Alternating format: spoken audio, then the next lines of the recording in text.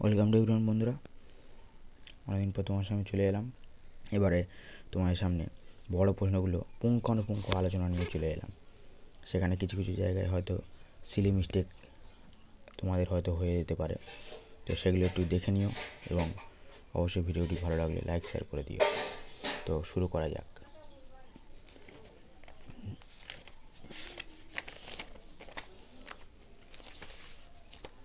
আচ্ছা, তোমাদের প্রথম পেজ তো তোমাদের প্রথম প্রশ্নে চলে এলাম। বড় প্রশ্নে এখানে বলেছে, দেখো, নিরপেক্ষ বচনে পদের ব্যাপ্যতা বলতে কী বোঝায়? 4 প্রকার। এই আইও নিরপেক্ষ বচনে কোন কোন পদ ব্যাপ্য বা অব্যাপ্য তা উদাহরণসহ লেখো। পদের ব্যাপ্যতা সংক্রান্ত নিয়মগুলি কী কী? আচ্ছা, এখানে তোমাদের পার্ট পার্ট প্রশ্ন আছে, তো উত্তরটা আমি তোমায় দেখাচ্ছি, দেখে নাও। যে পদের ব্যাপ্যতা বলতে বোঝায় কোনো বচনে কোনো পদের পূর্ণ বা আংশিক গ্রহণ। পদের ব্যাপ্যতা হলো ব্যাপ্য পদের ধর্ম। কোনো পদ দ্বারা যদি সেই শ্রেণীর সকল সদস্যকে নির্দেশ করে তাহলে সেই পদটি ব্যাপ্য হয়, এবং যখন সমস্ত সদস্যকে না বুঝিয়ে কিছু অংশকে নির্দেশ করে তাহলে সেই পদটি অব্যাপ্য হয়। তো স্টেপ বাই স্টেপ এ বচন, ই বচন, আই বচন আর শেষে ও বচন লিখেছি, দেখে নাও। সকল মানুষের মরণশীল জীব, এটা উদ্দেশ্যবিধে চিহ্নিত করেছি। এখানে দেখো, মানুষ শ্রেণীটি দ্বারা সম্পূর্ণ মরণশীল শ্রেণীর মধ্যে, মানে মানুষ শ্রেণীটা সম্পূর্ণভাবে মরণশীল শ্রেণীর মধ্যে অন্তর্ভুক্ত, কারণ যত মানুষ হয় সবাই মরণশীল। কিন্তু অন্যদিক থেকে যদি দেখি, মরণশীল যে জীব, এই যে শ্রেণীটা, এটা কিন্তু শুধুমাত্র মানুষের মধ্যে নেই, এটা কুকুর, ছাগল, বিড়াল সবার মধ্যেই আছে। তাই মরণশীলটা অব্যাপ্য, মানুষটা ব্যাপ্য। তারপর দেখো ই বচনে। আচ্ছা, কোনো বলছে কোনো গরু নয় কুকুর। এখানে দেখো, গরুটা সম্পূর্ণ আলাদা শ্রেণী, কুকুরটা সম্পূর্ণ আলাদা শ্রেণী, কেউ কারোর মধ্যে যাচ্ছে না। তাই এখানে দুটোই সেপারেট বলে, তাই দুটোই ব্যাপ্য হচ্ছে এখানে, ঠিক আছে। আচ্ছা, এবারে নেক্সট চলে যাই আই বচনে। দেখো, বলছে কোনো কোনো মানুষ হয় সৎ ব্যক্তি, ঠিক আছে। তাহলে এখানে মানুষ এই পদটি দ্বারা সৎ ব্যক্তি শ্রেণীর কিছু অংশকে বোঝাচ্ছে, কারণ সবাই তো সৎ মানুষ নয়। এবং সৎ ব্যক্তি পদের দ্বারা মানুষ শ্রেণীর কিছু অংশকে বোঝানো হয়েছে। তো দুটো যেহেতু অংশকে বোঝাচ্ছে, তাই এখানে দুটো পদই অব্যাপ্য। আচ্ছা, এবার লাস্ট চলে আসি ও বচনে। ও বচনটা তোমরা একটু দেখে নাও কী বলছে। যে কোনো কোনো মানুষ নয় অসৎ ব্যক্তি, নয় সৎ ব্যক্তি, এটা নয় বলছে। তাহলে এখানে মানুষ পদটি দ্বারা কোনো ওই যে মানে সৎ ব্যক্তির কিছু অংশকে বোঝানো হয়েছে, তাই এটি অব্যাপ্য হয়েছে।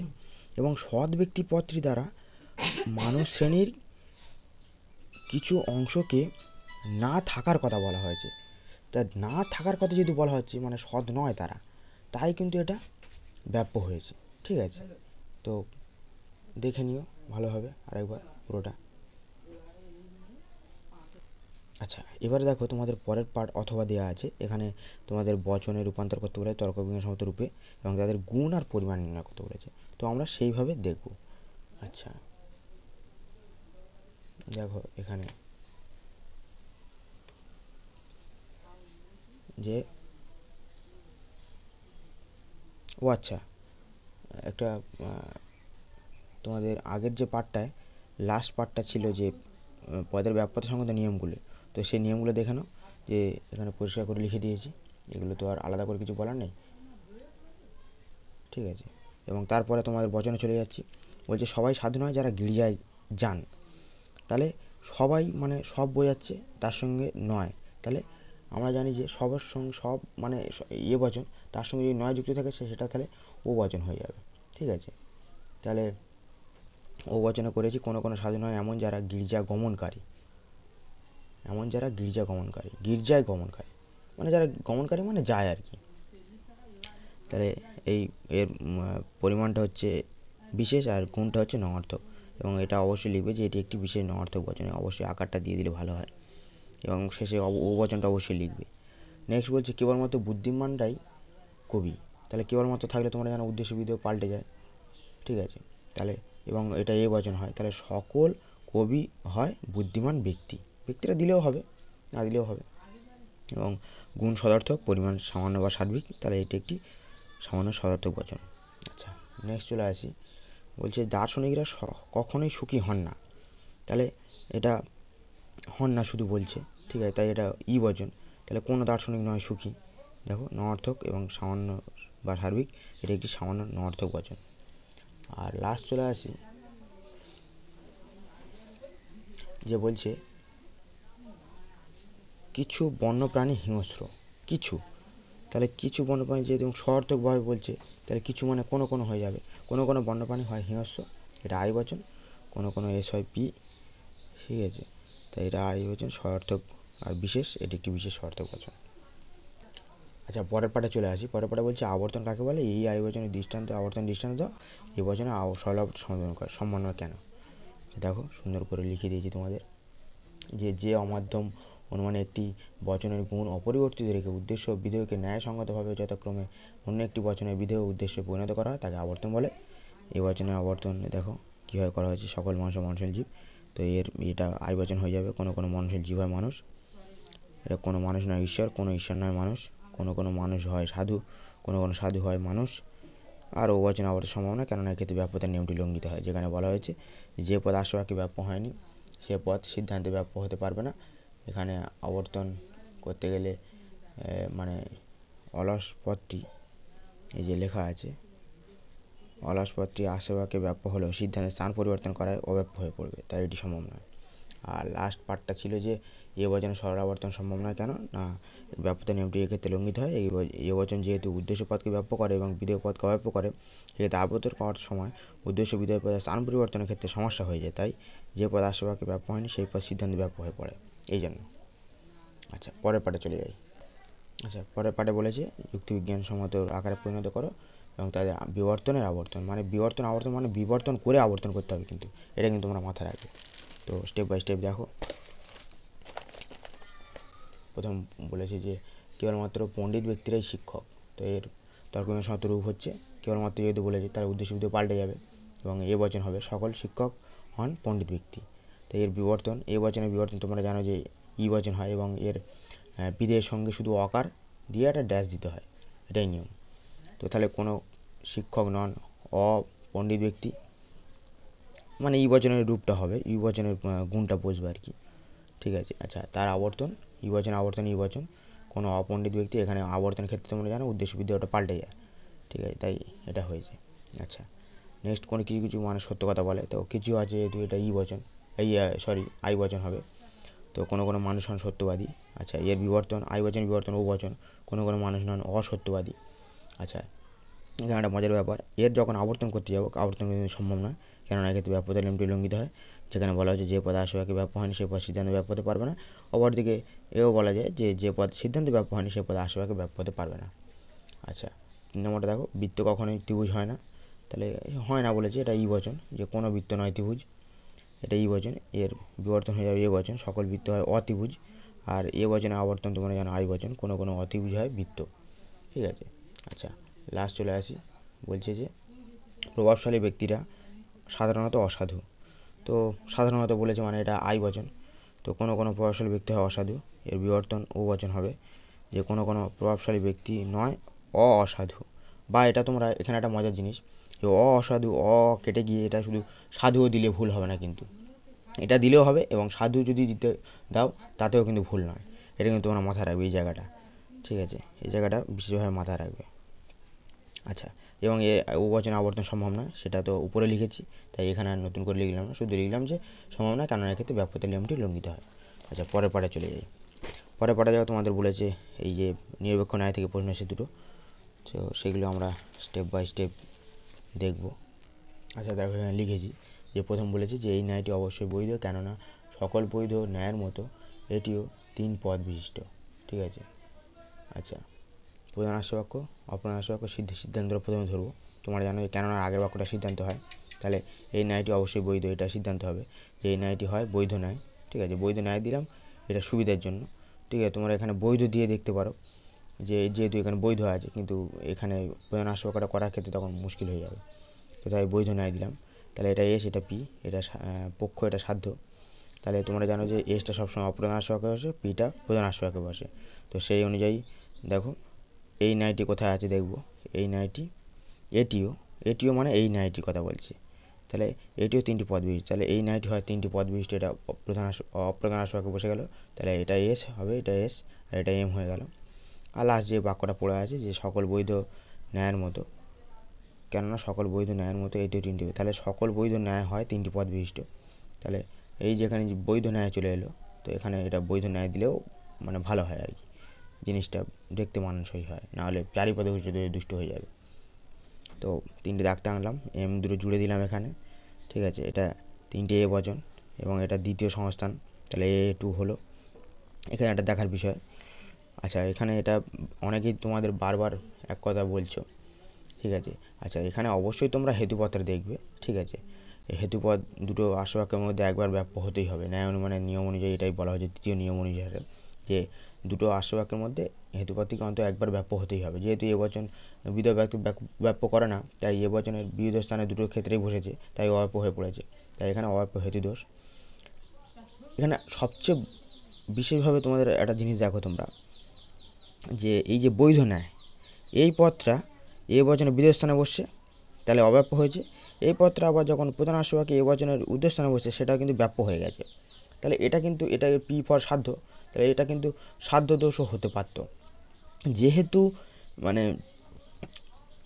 মানে তোমার সবসময় দেখবে, সামনে থেকে দেখবে, দোষ ধরার সময় প্রথমে আসবাক্য দেখবে, তারপর সিদ্ধান্ত দেখবে, সেক্ষেত্রে কিন্তু, এবং এটা সবচেয়ে বড় দোষ হয়ে যাচ্ছে। তাই এটা মানে তোমরা জানো ন্যায়ের ক্ষেত্রে হেতুর ভূমিকা সবচেয়ে গুরুত্বপূর্ণ, তাই এই দোষটাই মেন হিসেবে ধরবে। কিন্তু তাই তা বলে তোমাদের এটা কিন্তু ভুল বলা যাবে না যে অবৈধ সাধ্য দোষ, ঠিক আছে। এটা কিন্তু এখানে ব্যাপ্য হচ্ছে, এখানে অব্যাপ্য হয়ে যাচ্ছে, ঠিক আছে। তো যাই হোক, এই দোষটা আমরা নিয়েছি, অব্যাপ্য হেতু দোষ। তোর ব্যাখ্যাটি বলেছি যে এটি একটি অবৈধ মূর্তি, এখানে হেতুপদ উভয় আসবাক্যের বিধেয় স্থানে বসায় অব্যাপ্য হয়ে পড়েছে, কেননা এই বচনে বিধেয় পদকে এই বচনে বিধেয় পদ অব্যাপ্য হয়, হেতুপদ তিনটি পদ বিশিষ্ট, এটি অব্যাপ্য হয়ে পড়েছে। নিয়মে বলা হয়েছে যে পদ আসবাক্যে ব্যাপ্য হয়নি সে পদ সিদ্ধান্ত ব্যাপ্য হতে পারবে না। বিপরীত দিকে এও বলা যায় যে যে পদ সিদ্ধান্ত ব্যাপ্য হবে না সেই পদ আসবাক্যে ব্যাপ্য হতে পারবে না, তাই এখানে নিয়মটি লঙ্ঘিত হয়েছে এবং হেতু দোষে দুষ্ট হয়েছে। আচ্ছা নেক্সটটা দেখে নাও, অনেক সরকারি অফিসারই নন অধ্যাপক, কেননা তারা এমএ পাস নন, এবং অধ্যাপকরা সকলেই এমএ পাস। তাহলে সিদ্ধান্তটা কী হবে না, কেননা আগের বাক্যটা, তাহলে অনেক সরকারি অফিসার নন, তাহলে অনেক থাকলে আই বচন, তার সঙ্গে নন আছে ওটা ও বচন হয়ে যাবে। কোনো সরকারি অফিসার নন অধ্যাপক, ও বচন, এটা এস এটা পি, তাহলে সরকারি অফিসার যেখানে আছে সেটা মানে এসটা অপ্রধান সঙ্গে চলে আসবে, ঠিক আছে।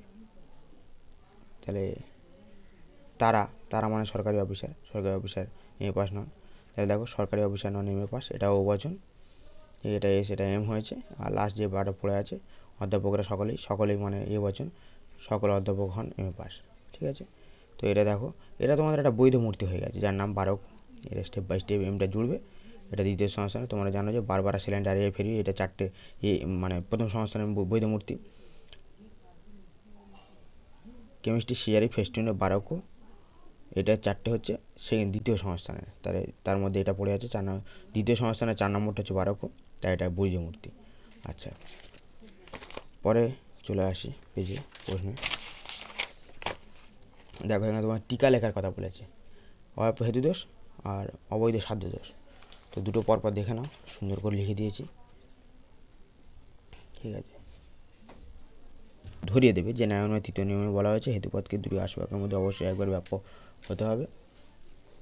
তো এখানে তোমরা দেখে নাও অব্যাপ্য হেতু দোষটা কীভাবে করে, তারপর উদাহরণ দিয়েছি, সকল মানুষ হয় সৎ ব্যক্তি, সকল কবি হয় সৎ ব্যক্তি, সকল কবি হয় মানুষ। এটি অবৈধ, কারণ এখানে সৎ ব্যক্তি হেতুপদটি আসবাক্যে এ বচনে বিধেয় স্থানে বসায়, দুটো ক্ষেত্রেই একবারে ব্যাপ্য হয়নি, ঠিক আছে, কারণ এ বচন বিধেয় পদকে ব্যাপ্য করে না, উদ্দেশ্য বাক্যে ব্যাপ্য করে, ফলে অনুমানটি অব্যাপ্য হেতু দোষে দুষ্ট। নেক্সট চলে আসি অবৈধ সাধ্য দোষ। তো এটা দেখে নাও, সেমভাবে যে ন্যায় অনুযায়ী চতুর্থ নিয়মে বলা হয়েছে যে পদে আসবাক্যে ব্যাপ্য হয় সে পদে কোনো মতেই সিদ্ধান্ত ব্যাপ্য হতে পারবে না, কারণ এক্ষেত্রে সিদ্ধান্ত আসবাক্য থেকে ব্যাপকতর হবে, যা নিয়ম বিরুদ্ধ, ফলে সাধ্যপতি অপ্রধান আসবাক্যে ব্যাপ্য না হয় সিদ্ধান্তে ব্যাপ্য হলে যুক্তির অবৈধ সাধ্য দোষে দুষ্ট হয়ে যাবে। সকল মানুষের প্রাণী, কোনো কুকুর নয় মানুষ, কুকুর নয় প্রাণী।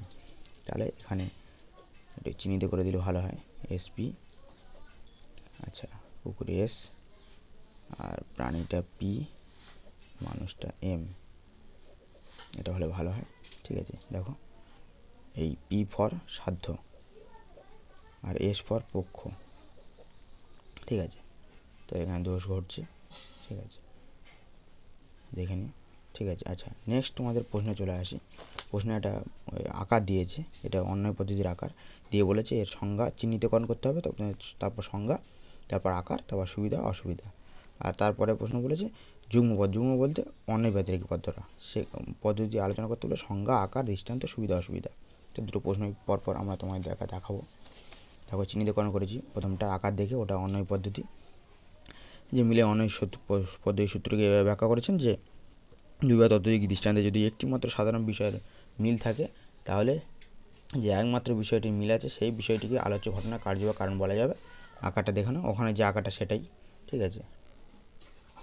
আচ্ছা, তারপরে তার সুবিধা, দুটো সুবিধার কথা বলেছি, দেখে নাও, এবং তারপর দুটো অসুবিধার কথা বলেছি, সুন্দর করে লিখে দিয়েছি, দেখে নাও। এবং এরপরে যে পার্টটা, যে যুগ্ম পদ্ধতি অর্থাৎ অন্যয় ব্যতিরেকী, সেটাও দেখে নাও, যে আলোচ্য ঘটনা যে উপস্থিত আছে এমন দুটি বা ততোধিক সহার্থক দৃষ্টান্তে যদি একটি মাত্র সাধারণ ঘটনা সাধারণভাবে উপস্থিত থাকে এবং আলোচ্য ঘটনাটি অনুপস্থিত থাকে, তাহলে কেবল যে সাধারণ ঘটনাটির জন্য দুই প্রকার দৃষ্টান্তগুচ্ছের মধ্যে পার্থক্য থাকে, তবে সেই সাধারণ আলোচ্য ঘটনার কারণ বা কার্য বা কারণের অনিবার্য অংশ, এটা হচ্ছে ওর সংজ্ঞা। এবং তার দৃষ্টান্তটা দেখানো, যে মশা কামড়েছে, ম্যালেরিয়া হয়েছে, মানে ঘুমিয়েছে কিন্তু ম্যালেরিয়া হয়েছে, মশা কামড়েছে, বল খেলছে, ম্যালেরিয়া হচ্ছে, ঠিক আছে, এবং মশা কামড়াচ্ছে, মিষ্টি খেয়েছে, সেক্ষেত্রেও ম্যালেরিয়া হচ্ছে। এটা সহার্থক দৃষ্টান্ত। আর নঅর্থক, তোমরা জানো যে অন্যয় ব্যতিরেকের ক্ষেত্রে দুদিক থেকেই বলতে হবে আমাকে, সহার্থক দৃষ্টান্ত এবং নঅর্থক দৃষ্টান্ত। সেখানে বলেছি মশা কামড়ায়নি, ম্যালেরিয়া হয়নি, তিনটে ক্ষেত্রেই বলেছি। তো এবারের তোমরা এটা দেখে নাও, আকারটা সুন্দর করে লিখে দিয়েছি, সহার্থক দৃষ্টান্ত, নঅর্থক দৃষ্টান্ত আকারে, ঠিক আছে, এবং সুবিধা দুটো অসুবিধা লিখে দিয়েছি, ঠিক আছে। আচ্ছা, দেখে নাও ভালোভাবে। এবার তোমাদের পরের প্রশ্নে চলে যাই। পরের প্রশ্নে তোমাদের এখানে দোষ থেকে আরোহণমূলক দোষ থেকে প্রশ্ন আছে, দুটো চিহ্নিত করবো, তারপর দুটো টিকা আলোচনা করব। তো দেখে নাও। আচ্ছা, প্রথমে এটা লিখেছি যে ছাত্রটি বিদ্যালয়ে নিয়মিত উপস্থিত হয়নি এবং পরীক্ষায় ব্যর্থ হয়েছে, এবং সুতরাং বিদ্যালয়ে নিয়মিত উপস্থিত না হয় তার ব্যর্থতার কারণ। তো এটা ব্যতিরেকী পদ্ধতি, যেহেতু সব নঅর্থক দিকগুলো দৃষ্টান্তে তুলে ধরা হয়েছে, ব্যতিরেকী পদ্ধতির সাহায্যে সিদ্ধান্ত গঠন করা হয়েছে। পূর্বগামী ঘটনা, অনুগামী ঘটনা লিখেছি, ঠিক আছে, এবং এটা এরকম যেরকম লেখা আছে লিখতে হবে এরকম। সুতরাং ছাত্রী বিদ্যালয়ের অনুপস্থিতি পরীক্ষা অকৃতকার্যতার কারণ। তো এটা কারণ, এটা কার্য, এবং দোষটা দেখে নাও, আবশ্যিক শর্তে কারণ বলে মনে করার দোষ, এবং তার বিচারটা করা হয়েছে। বিচারটা তোমরা নিজের মতো করে লিখতে পারো, যে উক্তিটি দিয়ে ছাত্রটির পরীক্ষা অকৃতকার্যতার কারণ হিসেবে একমাত্র বিদ্যালয়ে অনুপস্থিতি গণনা করা হয়েছে। কিন্তু লৌকিক বিচারে যদি আমরা দেখি, বিদ্যালয়ে অনুপস্থিত হওয়া পরীক্ষা অকৃতকার্য হওয়ার কারণ হলেও শুধুমাত্র ওইটাকেই মানে আমরা মেন কারণ হিসেবে বলতে পারি না। কেন বলছি, যে তার জন্য তার পরীক্ষার জন্য তার সঠিক প্রিপারেশান না হওয়া থাকতে পারে, এবং তার শারীরিক অসুস্থতা থাকতে পারে, প্রভৃতি কারণগুলি থাকতে পারে। কাজেই একটা মাত্র আবশ্যিক শর্তে সমগ্র কারণ হিসেবে মনে করার দোষ ঘটেছে এখানে। তো নেক্সট চলে আসি, বলেছে কলকাতায় মিছিল হওয়ার পর মুর্শিদাবাদে ভূমিকম্প হলো, সুতরাং কলকাতায় মিছিল মুর্শিদাবাদে ভূমিকম্পের কারণ। তো এটা এখানে ব্যতিরেকী পদ্ধতির সাহায্যে সিদ্ধান্ত গঠন করা হয়েছে, ঠিক আছে। আচ্ছা, এখানে যুক্তিটি দেখো, বিশ্লেষণ করা হয়েছে, মিছিল হয়েছে, ভূমিকম্প হয়েছে, মিছিল হয়নি, ভূমিকম্প হয়নি, কারণ কার্য দেখে নাও। এটা হচ্ছে অবান্তর বা অপ্রাসঙ্গিক ঘটনাকে কারণ বলে মনে করার দোষ, কারণ এর সঙ্গে এর কোনো কার্যকারণের সম্পর্ক নেই, তাই এটা ঘটেছে, দোষ ঘটেছে, ঠিক আছে, দেখে নাও। এবারে পরের দেখো টিকা আছে, অবৈধ সামান্যীকরণ প্রথমটা লিখেছি, যে কার্যকারণ সম্পর্ক আবিষ্কারের চেষ্টা না করে কেবলমাত্র অবাধ অভিজ্ঞতার উপর নির্ভর করে যদি সিদ্ধান্ত একটি সামান্য বচন প্রতিষ্ঠা করার চেষ্টা করা হয়, তাহলে যুক্তিতে যে দোষ ঘটে তাকে অবৈধ সামান্যীকরণ দোষ বলা হয়। মূলত লৌকিক আরোহ বা অপূর্ণ গণনামূলক আরোহের ক্ষেত্রে এইরূপ দোষ ঘটে। উদাহরণ দিয়েছি দেখো, তো বহু লোক সাপের কামড়ে মারা গিয়েছে, সুতরাং সর্পদংশন হলো মৃত্যুর কারণ,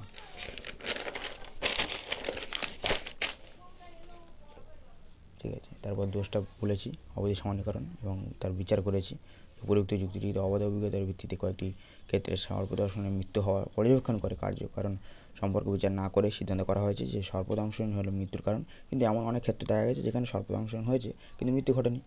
ঠিক আছে, সুতরাং কেবল কয়েকটি দৃষ্টান্তে পর্যবেক্ষণের ভিত্তিতে এই দৃষ্টান্ত, তো এখানে কেবল কয়েকটি দৃষ্টান্ত বিচার করে এখানে একটা সার্বিক সিদ্ধান্ত নির্ণয় করা হয়েছে বলে এখানে একটা দোষ ঘটেছে। তো লাস্ট দোষ দেখো, অপর্যবেক্ষণ দোষ। এটা তোমাদের যদি আমাদের যে সাজেশন দিয়েছিলাম আমি সেখানে না দেওয়া থাকলেও এটা চলে এসছে, তো দেখে নাও। অপর্যবেক্ষণ দোষটির অর্থ হলো যে না দেখা বা উপেক্ষা করা। কোনো নির্ভুল সিদ্ধান্ত লাভ করার জন্য যে বিষয় বা ঘটনা পর্যবেক্ষণ করা উচিত ছিল তা যদি পর্যবেক্ষণ না করা হয় তাহলে যে দোষ ঘটে তা পর্যবেক্ষণ দোষ পরিচিত। যেমন ভোরবেলা স্বপ্ন দেখা সত্য হয়, এই উক্তিটি অপর্যবেক্ষণ দোষে দুষ্ট। ঠিক আছে, এখানে আলাদা করে লিখলাম না, বিচারটা করে দিয়েছি, দেখে নাও। ঠিক আছে, এবং অবশ্যই যদি ভিডিওটি ভালো লাগে লাইক শেয়ার করে দিয়ে বন্ধু আমাদের